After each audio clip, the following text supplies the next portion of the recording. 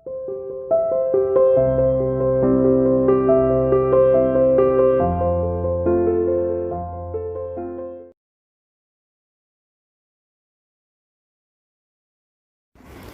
students, welcome to CR International School online class. How are you बच्चों? I hope everyone is fine at your home. चलो बेटा आज की अपनी video start करते हैं। और जो हमारा आगे का चैप्टर है वसंत भाग 1 का पार्ट 9 हमने स्टार्ट किया हुआ था टिकट एल्बम, जिसका हमने कुछ पार्ट कल की वीडियो में पढ़ लिया था, बाकी का आज हम पढ़ रहे हैं। कंप्लीट तो आज भी नहीं हो पाएगा, कुछ एक पार्ट इसका थोड़ा सा बच जाएगा, वो नेक्स्ट वीडियो में करेंगे क्योंकि ये बहुत लेंथी सा चैप्टर है। ठीक है, तो आज स्टार्ट करते हैं पेज नंबर 62 से। अरे उसके पास जो टिकटें हैं वह हैं कहीं तेरे पास, यानी कि जो हमने कल पढ़ा था ना, वो कह रहा था मैं काहे को जलूं, जले तेरा खानदान, मेरा एल्बम उसके एल्बम से कहीं बड़ा। राजप्पा ने अपनी बड़ी शान से कहा, यानी कि राजप्पा ने बड़ी शान से उन बच्चों को कहा था कि मैं क्यों जलूंगा उसके एल्बम देखकर, जले तेरा खानदान, मेरी तो एल्बम जो है उससे बहुत अच्छी और बहुत बड़ी है। ठीक है ना, राजप्पा ऐसे बोल रहा था। उसके बाद आगे का हमारा आता है, अरे उसके पास जो टिकटें हैं वह है कहीं तेरे पास, सब क्यों, बस एक इंडोनेशिया का टिकट दिखा दो। अरे पानी भरोगे, हाँ कृष्णन ने छेड़ा, मतलब उसको छेड़ते हुए बोला, पर मेरे पास जो टिकट है वह कहाँ है उसके पास। राजप्पा ने फिर ललकारा, उसके पास जो टिकट है वही दिखा दो। कृष्णन भी कम नहीं था, ठीक है 10 रुपये की शर्त है, मेरे वाले टिकट दिखा दो। तुम्हारा एल्बम कूड़ा है, कृष्णन चीखा। हाँ कूड़ा, लड़के जैसे कोरस गाने लगे। राजप्पा को लगा अपने एल्बम के बारे में बातें करना फालतू है। उसने कितनी मेहनत और लगन से टिकट बटोरे हैं। सिंगापुर से आए इस एक पार्सल ने नागराजन को एक ही दिन में मशहूर कर दिया। पर दोनों में कितना अंतर है, ये लड़के क्या समझेंगे। राजप्पा मन ही मन कुड़ रहा था मतलब वो मन ही मन चिढ़ रहा था, जल रहा था। स्कूल जाना अब खलने लगा था, यानी कि अब उसका स्कूल जाने का भी मन नहीं करता था, और लड़कों के सामने जाने में उसे शर्म आने लगी। आमतौर पर शनिवार और रविवार को टिकट की खोज में लगा रहता, यानी कि वो पढ़ाई लिखाई में इतना ध्यान नहीं देता, बल्कि वो क्या करता, टिकट की खोज में ही लगा रहता। परंतु अब घर गुस्सा हो गया था, दिन में कई बार एल्बम को पलटता रहता। घर घुसा मतलब अब वो घर में ही रहने लगा था। दिन में कई बार एल्बम को पलटता रहता, रात को लेट जाता। सहसा मतलब अचानक जाने क्या सोचकर उठता, ट्रंक खोलकर एल्बम निकालता और एक बार पूरा देख जाता। उसे एल्बम से चिढ़ होने लगी, उसे लगा एल्बम वाकई कूड़ा हो गया है। उस दिन शाम उसने जैसे तय कर लिया था, वह नागराजन के घर गया। अब कोई कितना अपमान सहे। नागराजन के हाथ अचानक एक एल्बम लगा। बस यही ना, वह क्या जाने टिकट कैसे जमा किए जाते हैं, एक एक टिकट की क्या कीमत होती है, वह भला क्या समझे।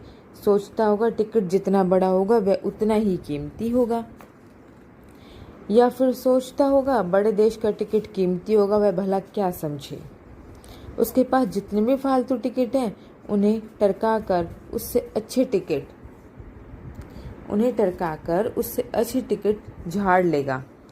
कितनों को तो उसने यूं ही उल्लू बनाया है, कितनी चालबाजी करनी पड़ती है। नागराजन भला किस खेत की मूली है। राजप्पा नागराजन के घर पहुंचकर ऊपर गया, क्योंकि वह अक्सर आया जाया करता था, सो किसी ने नहीं टोका। मतलब वह उसके घर आता जाता रहता था, तो किसी ने उसको नहीं टोका कि घर पर क्यों आया है। ऊपर पहुंचकर वह नागराजन की मेज के पास पड़ी कुर्सी पर बैठ गया। कुछ देर बाद नागराजन की बहन कामाक्षी ऊपर आई। अब यहाँ देखो, अगर क्वेश्चन आ जाए कि नागराजन की बहन का क्या नाम था, तो नागराजन की बहन का नाम क्या, कामाक्षी। ठीक है, यानी कि समझ आया। राजप्पा नागराजन के घर पहुंचकर ऊपर गया, और क्योंकि वह अक्सर आया जाया करता था उसके घर, तो किसी ने उसको नहीं टोका। ऊपर पहुंचकर नागराजन की मेज के पास पड़ी एक कुर्सी पर बैठ गया, और कुछ देर बाद वहां नागराजन की बहन कामाक्षी ऊपर आई। अब पेज नंबर 63।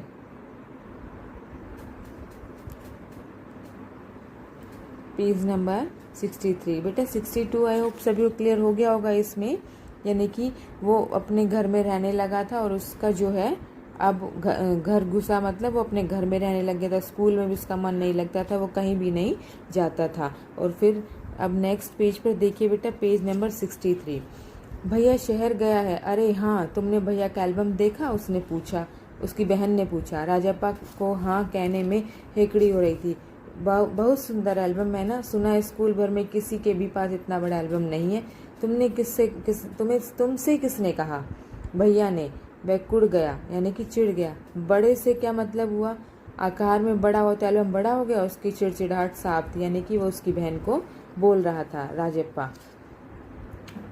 कामाक्षी कुछ देर तक वहीं रही, फिर नीचे चली गई। राजप्पा मेज पर बिखरी किताबों को टटोलने लगा। अचानक उसका हाथ दराज के ताले से टकरा गया। उसने ताले को खींच कर देखा, बंद था। क्यों न उसे खोलकर देख लिया जाए। मेज पर से उसने चाबी ढूंढ निकाली। सीढ़ियों के पास जाकर उसने एक बार झांक कर देखा, फिर जल्दी से दराज खोली। एल्बम ऊपर ही रखा हुआ था। पहला पृष्ठ खोला। उन वाक्यों को उसने दोबारा पढ़ा। उसका दिल तेजी से धड़कने लगा। एल्बम को झट कमीज के नीचे खोस लिया और चेहरा तमतमाने लगा था, यानी कि पूरा शरीर उसका जलने लग, गला सूख रहा था। एल्बम को झट से कमीज के नीचे खोस लिया, यानी कि छिपा लिया और दराज बंद कर दिया। सीढ़ियाँ उतरकर घर की ओर भागा, यानी कि अपनी शर्ट के अंदर उसे छिपाकर और घर की ओर भाग गया। घर जाकर सीधा पुस्तक की अलमारी के पास गया।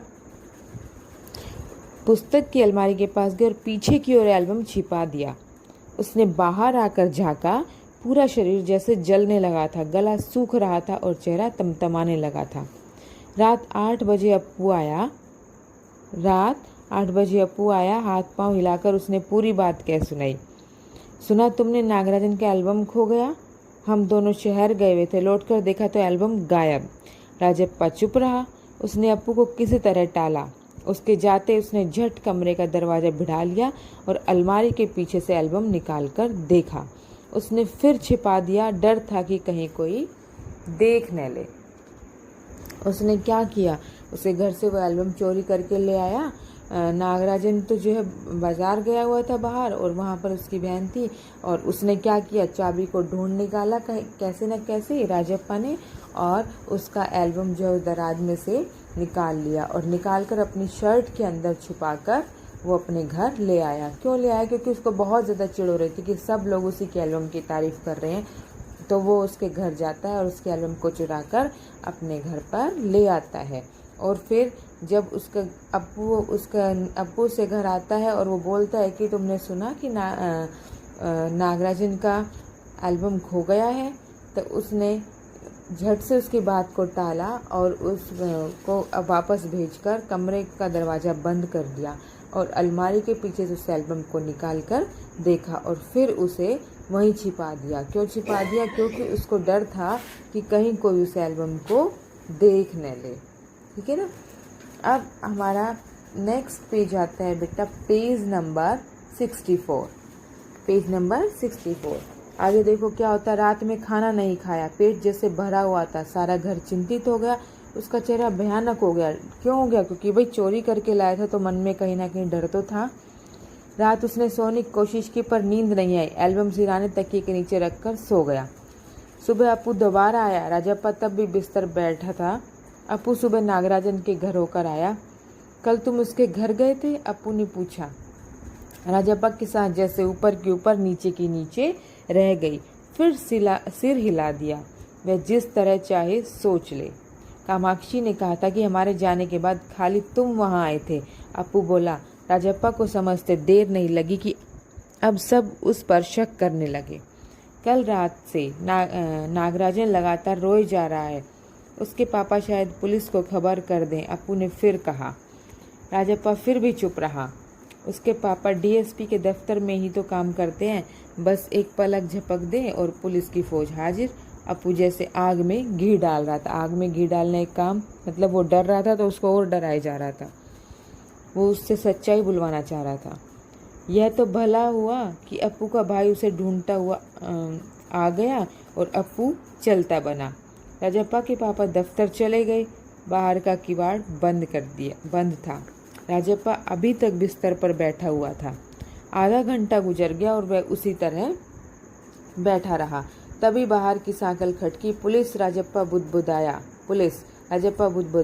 भीतर सांकल लगी थी। दरवाज़ा खटकने की आवाज़ तेज हो गई। राजप्पा ने तकिए के नीचे से एल्बम उठाया और ऊपर भागा। अलमारी के पीछे छिपा दे। नहीं, पुलिस ने अगर तलाशी ली तो पकड़ा जाएगा। एल्बम को कमीज के नीचे छिपाकर वह नीचे आ गया और बाहर का दरवाज़ा अब भी बज रहा था। कौन है? अरे दरवाज़ा क्यों नहीं खोलता? अम्मा भीतर से चिल्लाई। थोड़ी देर और हुई तो अम्मा खुद ही उठकर चली आएंगी। तो आज की वीडियो जो है हमारी, हम यही पढ़ेंगे पेज नंबर 62, 63 और 64।